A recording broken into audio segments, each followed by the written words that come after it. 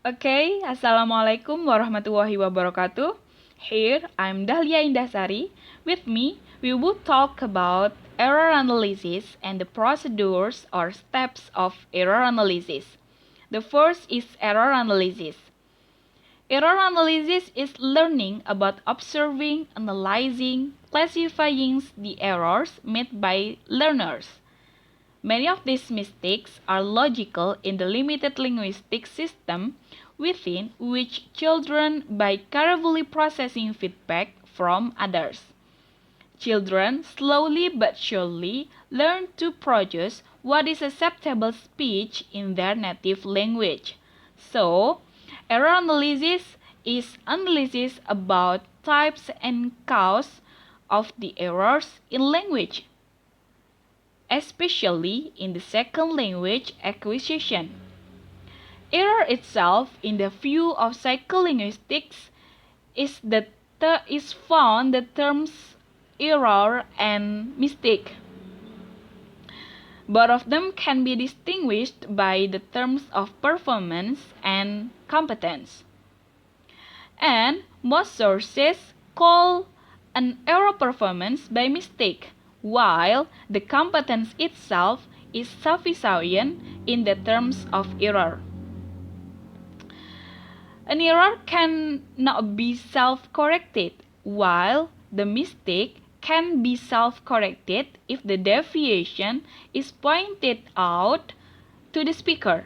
It means that when the learners in their production of language and make errors, it showed that they lack understanding in the rules of language. Why?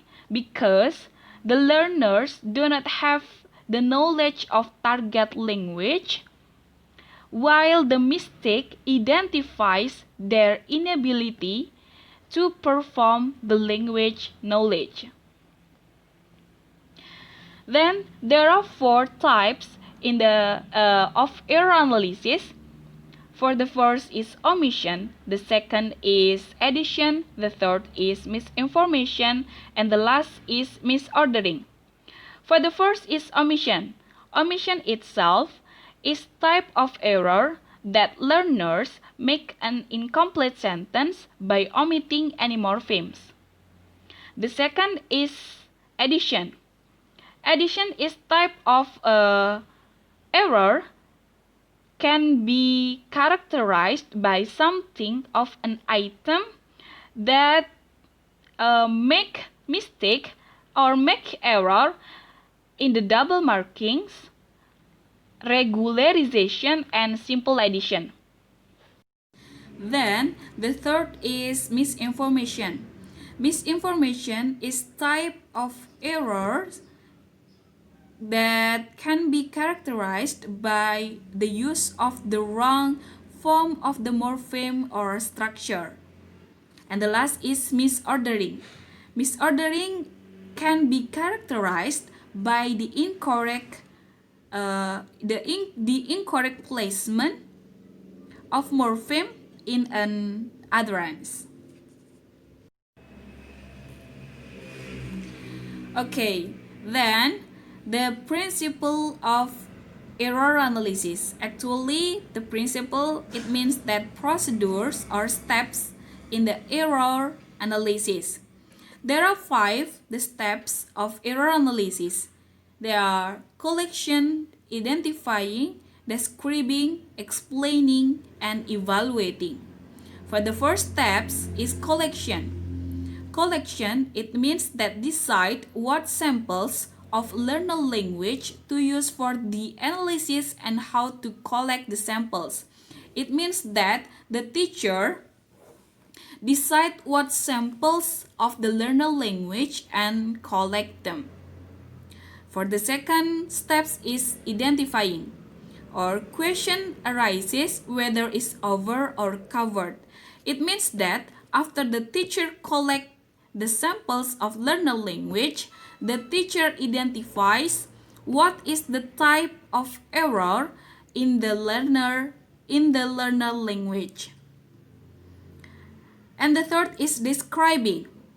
Describing, it means that categorizing errors grammatical. It means that after the teacher identify what is type of error in the learner language, in the describing, the teacher describe and classification where the errors in the learner language should be corrected. And the first step is explaining. Is concerned with establishing the source of the error. And actually, the source of error, there are two types. They are interlanguage and intralanguage. It will be explained by my partner, Sinta Yuliantari, in the next. And for the last is evaluating or correcting. It means that the teacher determine what should be more emphasized or treat and what should be not to their student. Like the teacher make conclusion how much the errors from the learner language.